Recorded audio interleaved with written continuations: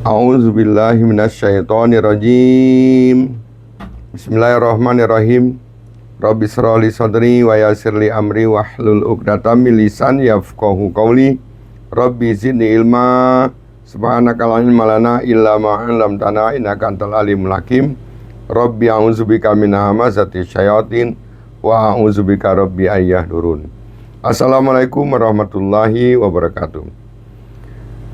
Masyarakat muslimin dan muslimat di mana saja Anda berada, pertama-tama mari kita ucapkan puji serta syukur kehadiran Allah Subhanahu wa taala yang mana dengan karunia-karunia yang Allah berikan kepada kita semuanya ini, kalau bukan kasih sayang dari Allah, kita tidak akan merasakannya. Oleh karena itu, kemudian selawat serta salam tidak lupa kita ucapkan kepada Nabi kita, sahabatnya. Ya, mudah-mudahan dengan kita berselawat kepada Allah Subhanahu wa taala, berselawat kepada Nabi kita Muhammad Rasulullah sallallahu alaihi wasallam, Allah akan memberikan pertolongan kepada kita semuanya.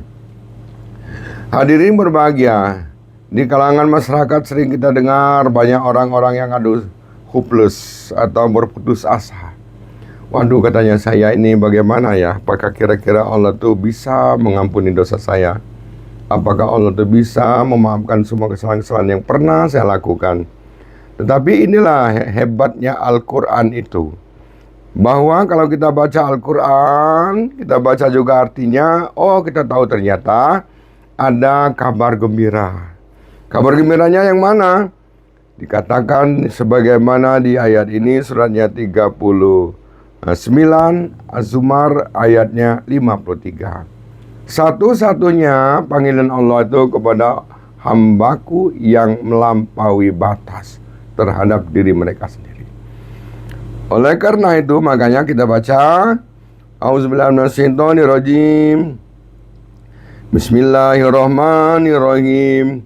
Qul ya ibadiyallazina asrafu ala anfusihim la taqnatu mir rahmatillah innallaha yaghfirudz dzunuba jami'a innahu wal ghafurur rahim. Jadi kata Allah, katakanlah wahai hamba-hambaku yang melampaui batas terhadap diri mereka sendiri. Berarti kalau Allah sudah mengatakan bahwa hambaku yang melampaui batas, tidak ada lagi dosa yang tidak dikerjakannya. Maka semua dosa sudah dikerjakan. Mungkin dosa syirik, dosa membunuh, dosa mencuri, dosa bohong, dosa menipu, semuanya sudah dikerjakan. Tetapi dengan adanya ayat ini, makanya kata Allah, A'udzubillahi minasyaitonirrajim, katakanlah wahai hamba-hambaku yang melampaui batas terhadap diri mereka sendiri, janganlah kamu berputus asa dari rahmat Allah. Sesungguhnya Allah mengampuni dosa-dosa semuanya. Sungguh Dialah yang Maha Pengampun, Maha Penyayang. Jadi, karena ini ada ayat yang memberikan kabar gembira kepada orang-orang yang beriman, yang sudah melaksanakan sholat, yang sudah mengeluarkan zakat, dan mengkaji Al-Quran, sehingga dia dapat pengetahuan dalam Al-Quran ini, dan kabar gembira, sehingga dia akan menjadi senanglah dia. Tetapi nggak bisa cuma sekedar senang-senang saja. Harus ada amalannya apa? Di ayat 54-nya. A'udzubillahi minasyaitonirrajim. Bismillahirrahmanirrahim. Wa anibu ila rabbikum wa aslimu lahu min qabli ayyatiyakumul azab tsumma la tunsurun. Jadi kata Allah, kembalilah kamu kepada Tuhanmu. Berarti kita harus kembali kepada Tuhan kita Allah. Di samping kita kembali kepada Tuhan kita Allah, apa itu berarti kita beribadah kepadanya, menyembah Tuhannya, dan juga tidak melakukan perbuatan-perbuatan yang dilarang tadi. Maka kata Allah, berserah dirilah kepadanya sebelum datang azab kepadamu, kemudian kamu tidak dapat ditolong. Jadi sebenarnya kalau kita mengkaji Al-Quran ini masih punya kesempatan untuk memperbaiki diri.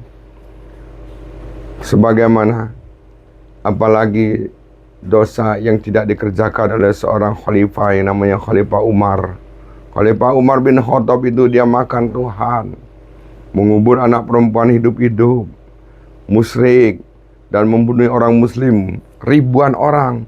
Tetapi sedia mendapatkan petunjuk, dia kembali kepada Allah, dia masuk Islam, dia bertaubat, maka bahkan dia menjadi sahabat Rasul yang terdekat, bahkan kuburannya pun berdekatan dengan Rasulullah Nabi kita Muhammad di Masjid Nabawi di Madinah. Masya Allah. Nah itu, tadinya kita tahu sendiri kan namanya Khalifah Umar. Dalam sejarahnya dia itu adalah seorang jawara. Di mana-mana tuh di Mekah itu ada pasar ukas. Setiap di sana itu ada yang namanya perlombaan gulat. Tidak ada satupun yang bisa mengalahkan Khalifah Umar tersebut. Tetapi karena dia ini sudah banyak dosa, berlumuran dengan dosa, karena dia sudah masuk Islam, dia berbuat baik, beribadah, menyembah Allah, maka tidak ada dosa, kata Allah, tidak diampuni. Kemudian siapa lagi? Di ayat 55-nya, ayat 35-nya, 55, Auzubillahi minasyaitonir rajim, bismillahirrahmanirrahim. Wattabi'u ahsana ma unzila ilaikum min rabbikum min qabli ayatiyakumul azab. Jadi kata Allah, dan ikutilah sebaik-baiknya apa yang telah diturunkan kepadamu, Al-Quran. Jadi makanya kita ikuti sebaik-baiknya apa yang Allah turunkan di dalam Al-Quran. Kemudian setelah kita mengikuti sebaik-baiknya apa yang ada dalam Al-Quran yang Allah turunkan dari Tuhanmu, sebelum datang azab kepadamu secara mendadak, sedang kamu tidak menyadarinya. Yang namanya musibah, azab, kita itu tidak bisa menentukan. Jangan sampai seperti Fir'aun, sudah di dalam laut, tenggelam dalam laut, baru katanya, ya Allah, aku mohon ya Allah, aku kembali ya Allah, aku kembali, aku mengikuti Tuhan Musa, aku mengikuti Tuhan apa yang disampaikan oleh Musa dan Harun. Tidak bisa lagi, karena yang namanya taubat itu, dia juga bukan bertobat saja, tapi dia bertobat, beriman, dan beramal soleh. Ayat 56-nya, Auzubillahi minasyaitonirrajim, bismillahirrahmanirrahim. Agar jangan ada orang yang mengatakan, alangkah besar penyesalanku atas kelalaianku dalam menunaikan kewajiban terhadap Allah, dan aku sesungguhnya aku termasuk orang-orang yang mengolok-olokkan agama Allah. Jangan sampai nanti ada penyesalan kemudian itu kan tidak ada gunanya. Menyesal awal yang ada gunanya. Sekarang kita masih punya kesempatan untuk kembali kepada Allah, bertaubat, mengikuti apa yang Allah ajarkan dalam Al-Quran ini. Setelah kita mengikutinya, kita hayati, kita sama amalkan, dan usahakan untuk menyampaikannya kepada yang lainnya. Ini namanya kita sampaikanlah, wal balighul anni walau ayatan. Sampaikanlah walaupun satu ayat. Di ayat 57-nya, atau agar jangan ada orang yang berkata, sekiranya Allah memberi petunjuk kepadaku, tentulah aku termasuk orang-orang yang bertakwa. Katanya begitu. Tetapi sebenarnya petunjuk Allah itu sudah datang dari awal, permulaan sudah ada. Apa itu Al-Quran? Dia baru ngomong sekarang. Nggak bisa. Kenapa dari dulu kemarin apa saja kerjaan kamu? Ini kata Allah. Nah, makanya Allah jawab. Allah teruskan lagi dalam suratnya, dalam ayatnya 58. Atau agar jangan ada yang berkata, ketika melihat azab, sekiranya aku dapat kembali ke dunia, tentu aku termasuk orang-orang yang berbuat baik. Tapi dia sudah melihat azab. Udah kelihatan nanti dia di sana, baru dia menyadari kan, nanti aku, ya Allah beri sekiranya aku bisa kembali ke dunia, aku bisa bertaubat, aku bisa berbuat baik, aku tidak akan melakukan perbuatan yang pernah aku lakukan seperti dulu. Tapi terlambat, nggak bisa. Banyak contoh seperti tadi Firaun, Korun, siapa lagi? Ya itulah kan seperti itu Azar, bapaknya Ibrahim, Namrud, Raja Namrud, hebat, gagah, perkasa, punya harta kekayaan melimpah ruah, tapi karena dia tuh mempersekutukan Allah, dia tidak taubat, maka tidak. Nah, bagi kita yang sudah membaca Al-Quran ini, yang sudah mendengarkan informasi bahwa Al-Quran ini adalah salah satu kabar gembira, jangan sampai nanti ada orang yang berkata seumpamanya, aku dulu waktu hidup di dunia diberikan petunjuk, aku akan kembali, aku akan berbuat baik, aku akan beramal soleh. Tidak bisa. Petunjuk Allah itu sudah datang dari 14 abad setengah yang lalu. Sebagaimana dalam Al-Quran Al-Baqarah ayat 1 sampai dengan 5. A'udzubillahi minasyaitonirrajim. Bismillahirrahmanirrahim. Alif Lam Mim. Zalikal kitabul la raiba fihi hudal lil muttaqin. Jadi kata Allah, inilah kitab Al-Quran. Kitab Al-Quran ini adalah hudan, la raiba, tidak ada keraguan pada isinya. La raiba fihi hudal lil muttaqin. Petunjuk bagi orang-orang yang bertakwa. Ini yang namanya petunjuk hidup itu adalah Al-Quran. Tapi kadang-kadang di masyarakat bisa ada, kita sering dengarkan itu bahwa ayo kita sholat, waduh saya belum dapat petunjuk. Ayo kita ngaji, aduh saya belum nggak dapat hidayah. Nah sebenarnya itu omongan-omongannya salah. Salahnya kenapa? Karena yang namanya petunjuk itu sudah ada. Petunjuk sudah datang, sudah 14 abad setengah yang lalu, tetapi dianya tidak ambil petunjuk. Nah coba kalau dia ambil, makanya Al-Quran ini zalikal kitabul la raiba fihi hudal lil muttaqin. Ini adalah kitab Al-Quran la raiba. Tidak ada keraguan pada isinya, petunjuk bagi orang-orang yang bertakwa. Tapi bagaimana sebenarnya supaya Al-Quran ini bisa menjadikan petunjuk hidup? Al-Quran bisa mengantarkan kita untuk menjadi orang yang bertakwa. Tentu ada amalan-amalan yang harus kita amalkan. Apa itu ayat berikutnya? Allazina yu'minuna bil ghaib. Dia beriman kepada yang gaib. Yang gaib itu dia ada tapi tidak kelihatan.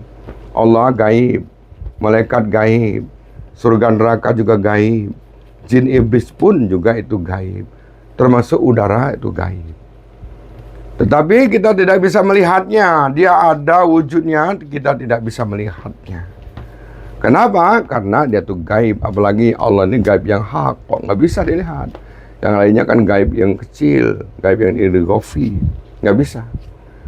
Wujudnya kita tidak bisa melihat, tapi kita bisa merasakan. Bisa melihat bukti bahwa Allah itu ada. Kita lihat di alam semesta ini, dunia seluas ini, pasti siapa yang menciptakannya kalau bukan Allah? Termasuk isinya, seluruh isinya, itu termasuk manusia, binatang melata, binatang ternak, itu semuanya ciptaan Allah. Kalau bukan diciptakan Allah, mungkin tidak ada. Nah inilah buktinya bahwa Allah itu ada. Begitu juga angin. Kita tidak tahu warna angin seperti apa bentuknya seperti apa, tetapi kita bisa merasakan, bisa melihat tandanya. Kalau kita keluar barangkali di depan rumah kita ada pohon mangga atau pohon rambutan, ada pohon palem, lihat daunnya bergoyang-goyang, itu berarti itu ada tandanya ada angin. Begitu juga kita lihat pesawat yang terbang, itu kalau nggak ada angin nggak bisa. Makanya berarti angin itu ada, dan juga angin itu adalah gaib. Kita tidak bisa melihat wujudnya seperti apa. Percaya kepada gaib. Yang kedua, wa yuqimuna shalah, mendirikan sholat. Paling kurang sholat yang 5 waktu sehari semalam. Subuh, zuhur, asar, maghrib, isya. 5 waktu ini jangan kurang. Syukur alhamdulillah kalau bisa kita tambah dengan sholat sunnah tahajud, sunnah duha, sunnah rawatib atau qobliyah ba'diyah. Syukur alhamdulillah. Tetapi paling kurang kita 5 waktu ini kita tidak bisa tinggalkan sholat 5 waktu. Kemudian yang ketiga, beriman dan juga dia orang yang menginfakkan hartanya setiap dia dapat rezeki. Sebagian rezeki yang Allah berikan kepada mereka, maka dia keluarkan. Paling kurang 20%. Ini. Nah, itu yang ketiga. Yang keempat, wallazina yu'minuna bima unzila ilaika wa ma unzila min qablik. Dia beriman kepada kitab Al-Quran, beriman juga kepada kitab sebelum Al-Quran, yang sebagaimana Allah pernah turunkan kepada nabi-nabi sebelum Nabi Muhammad, yaitu kitab Taurat, kitab Injil, kitab Zabur, Zabur Nabi Daud, Taurat Nabi. Nah, tetapi kita yang kita pelajari sekarang ini adalah Al-Quran. Kenapa? Karena sudah sempurna. Al-Quran sudah sempurna, Al-Quran tidak bisa berubah, dan Al-Quran tidak ada yang bisa merubahnya, dan tidak bisa ada yang menambahnya dan menguranginya. Inilah Al-Quran. Makanya kita pelajarilah Al-Quran. Kemudian apa yang kelima? Yang kelima adalah orang-orang yang yakin seyakin-yakinnya akan adanya hari akhir. Hari akhir itu dia yakin. Nah, dengan dia mengerjakan 5 ini, 1 sholat, 1 percaya kepada yang gaib, 2 mendirikan sholat, 3 dia juga mengeluarkan infak, 4 dia juga percaya kepada kitab Al-Quran dan kitab sebelum Al-Quran, 5 dia yakin seyakin-yakinnya akan adanya hari akhir. Maka Allah kasih hadiah dia apa? Ulaika ala hudam mir rabbihim. Mereka itulah yang tetap mendapatkan petunjuk dari Allah. Dan mereka itulah orang-orang yang akan mendapatkan kemenangan. Menang di dunia, menang juga nanti dia di akhirat nanti. Masya Allah. Hadirin berbahagia. Nah, sebenarnya 5 ini yang harus kita laksanakan betul-betul itu ada 3. Apa? 1, ngaji. Percaya kepada kitab Innalazi nayasluna kitab Allah. 1 ya. Yaitu orang yang selalu membaca kitab Allah, Al-Quran. Itu ada dalam suratnya 35 ayatnya 29. Setelah ada Innalazi nayasluna kitab Allah, yang kedua waqamus sholah. Dia orang-orang itu tidak pernah meninggalkan sholat. Yang ketiga, wa mimma razaqnahum sirran wa alaniyah. Orang yang menginfakkan hartanya baik secara terang-terangan maupun sembunyi-sembunyi. Maka kata Allah, yarjuna tijaratan lan tabur. Mereka itulah akan mendapatkan kemenangan untung. Usahanya apa saja, profesinya apa saja yang dia lakukan, dia akan selalu beruntung, tidak akan rugi. Bukan itu saja, tapi kata Allah, liwafiyahum ujurahum wa yazidahum min fadli. Dia ini juga mendapatkan keberkahan, ditambah karunia-Nya, ditambah sehatnya, ditambah rezekinya, ditambah ketenangan hidupnya, dan diampuni semua dosa-dosanya. Innahu ghafurun syakur. Allah ampuni dan Allah juga maha mensyukuri kepada hambanya yang mengamalkan 3 tadi. Masya Allah. Seumpamanya 3 ini kita masih agak berat, ya udah 2. Apa tuh 2? Ngaji, sholat dan infak. Masalah hadirin berbahagia, sholat dan infak itu kita lihat suratnya Al-Anfal ayatnya 2, 3, dan 4. Sebagaimana Allah berfirman, A'udzubillahi minasyaitonirrajim. Bismillahirrahmanirrahim. Innamal mu'minuna allazina iza dzukirallahu wajilat qulubuhum wa iza tuliyat 'alaihim ayatuhu zadatuhum imana wa 'ala rabbihim yatawakkalun. Allazina yuqimuna shalah wa mimma razaqnahum yunfikun. Ulaika humul mu'minuna haqqan lahum darajatun inda rabbihim wa maghfiratun wa rizqun karim. Nah, jadi kata Allah, bagi orang yang satu, apabila disebut nama Allah gemetar hatinya, dibacakan ayat Allah bertambah imannya, hanya kepada Allah mereka bertawakal, maka Ini itulah orang-orang yang beriman, yang sesungguhnya orang-orang yang beriman. Tetapi ini kan pekerjaan hati, kita tidak bisa melihat tandanya apa yang diamalkannya. Nah, kalau kita bisa melihat, yang bisa kita lihat adalah ayat berikutnya. Apa? Allazina yuqimuna shalah. Orang-orang yang selalu mengerjakan salat. Yang kedua, wa mimma razaqnahum yunfikun. Ya, setiap dapat rezeki, dia keluarkan. Dua ini dikasih juga oleh Allah hadiah. 4. Apa? Ulaika humul mu'minuna haqqo. Mereka itulah yang tetap mendapatkan petunjuk dari Allah. Imannya Allah katakan benar. Lahum darajatun inda rabbihim. Allah angkat harkat derajatnya. Tadi dia biasa-biasa, jadi orang yang luar biasa. Yang ketiga, wa maghfiratun. Allah ampuni semua dosa-dosanya. Yang keempat, warizkun karim. Mudah-mudahan dengan pengajian kita yang singkat ini, kita bisa memahaminya, bisa menghayatinya, dan bisa mengamalkannya dalam kehidupan kita sehari-hari. Lebih dan kurangnya mohon maaf. Wassalamualaikum warahmatullahi wabarakatuh.